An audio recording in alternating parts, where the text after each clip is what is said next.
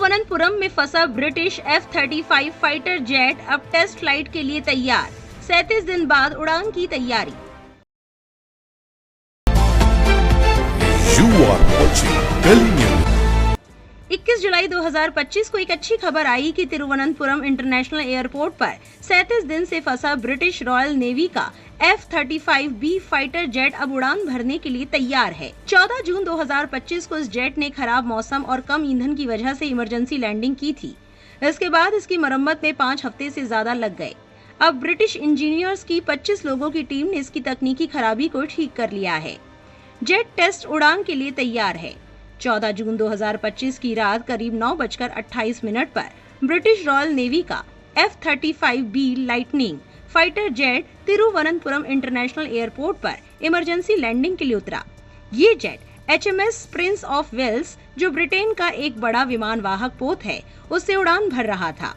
ये भारत के केरल तट से 100 नॉटिकल मील यानी लगभग 185 किलोमीटर दूर अरब सागर में एक सामान्य उड़ान पर था, जो भारत और ब्रिटेन की नौसेनाओं के बीच एक संयुक्त अभ्यास का हिस्सा थी। लेकिन खराब मौसम और कम ईंधन की वजह से जेट को तिरुवनंतपुरम में लैंड करना पड़ा। भारतीय वायुसेना ने अपने integrated air command and control system के जरिए इसकी सुरक्षित लैंडिंग में मदद की। शुरू में लगा कि जेट को ईंधन भरकर वापस भेज दिया जाएगा, लेकिन जब इसे उड़ान के लिए तैयार किया गया तो पता चला कि इसके हाइड्रोलिक सिस्टम और ऑक्सिलियरी पावर यूनिट में खराबी है। F-35B जेट क्या है?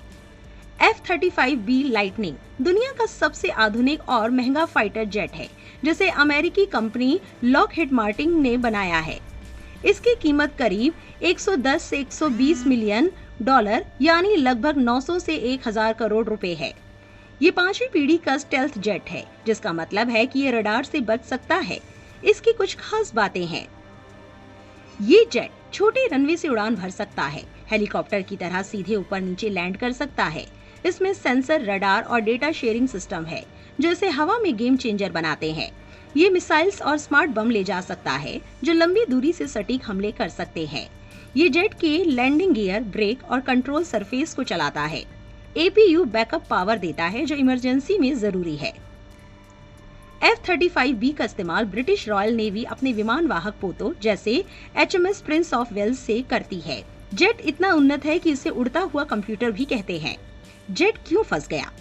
लैंडिंग के बाद जेट को रिफ्यूल किया गया, लेकिन जब इसे वापस उड़ाने की तैयारी हुई तो हाइड्रोलिक सिस्टम और APU में खराबी पकड़ी गई। ये खराबी इतनी गंभीर थी कि जेट उड़ान नहीं भर सका। शुरू में HMS प्रिंस ऑफ वेल्स से आए 3 ब्रिटिश टेक्नीशियंस ने मरम्मत की कोशिश की, लेकिन वो नाकाम रहे। इसकी वजह थी जटिल तकनीक। F-35 का हाइड्रोलिक सिस्टम और APU बहुत उन्नत है। इन्हें ठीक करने के लिए खास उपकरण और विशेषज्ञ चाहिए, जो तिरुवनंतपुरम में उपलब्ध नहीं थे। मॉनसून का मौसम। जेट खुले में बे नंबर 4 पर खड़ा था। केरल की बारिश ने मरम्मत को और मुश्किल बना दिया।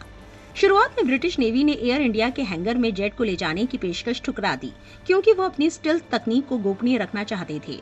लेकिन 22 दिन बाद 6 जुलाई को जेट को एयर इंडिया के हैंगर 2 में शिफ्ट किया गया, जहां मरम्मत शुरू हुई। 6 जुलाई को 25 ब्रिटिश और अमेरिकी इंजीनियर्स की एक टीम RAF के A400M एटलस विमान से तिरुवनंतपुरम पहुंची। उनके साथ खास उपकरण और एक 2 व्हीकल भी आया। इस टीम ने एयर इंडिया के MRO हैंगर में जेट की मरम्मत शुरू की। इस दौरान हैंगर को पूरी तरह सील कर दिया गया, ताकि जेट की उन्नत तकनीक की गोपनीयता बनी रहे। ब्रिटिश सैन्य कर्मी हैंगर की रखवाली कर रहे थे। भारतीय सिक्योरिटी फोर्स को बाहर रखा गया। हाइड्रोलिक सिस्टम और APU में दिक्कत थी, जो जेट की उड़ान और लैंडिंग के लिए जरूरी है। इंजीनियर्स ने इनकी गहन जांच की और मरम्मत की। मरम्मत में 37 दिन लगे, क्योंकि खराबी जटिल थी और हर हिस्से की सख्त जांच जरूरी थी। अब 21 जुलाई 2025 तक इंजीनियर्स ने खराबी को ठीक कर लिया है। जेट को हैंगर से बाहर निकाला जा रहा है। ये टेस्ट फ्लाइट के लिए तैयार है।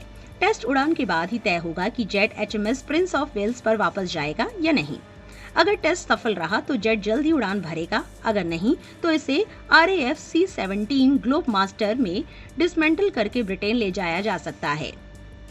इस पूरे घटनाक्रम में भारतीय वायुसेना और तिरुवनंतपुरम एयरपोर्ट ने ब्रिटेन का पूरा साथ दिया।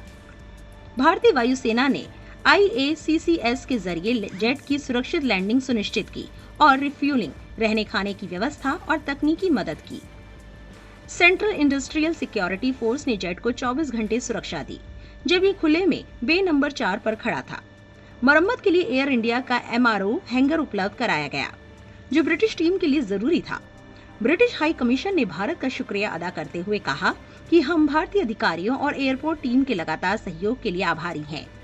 हम जल्द से जल्द F-35 को ठीक करने की कोशिश कर रहे हैं। F-35 का तिरुवनंतपुरम में 37 दिन का ठहराव कई चीजें सिखाता है। F-35 जैसे जेट्स की मरम्मत आसान नहीं है, खासकर विदेशी जमीन पर।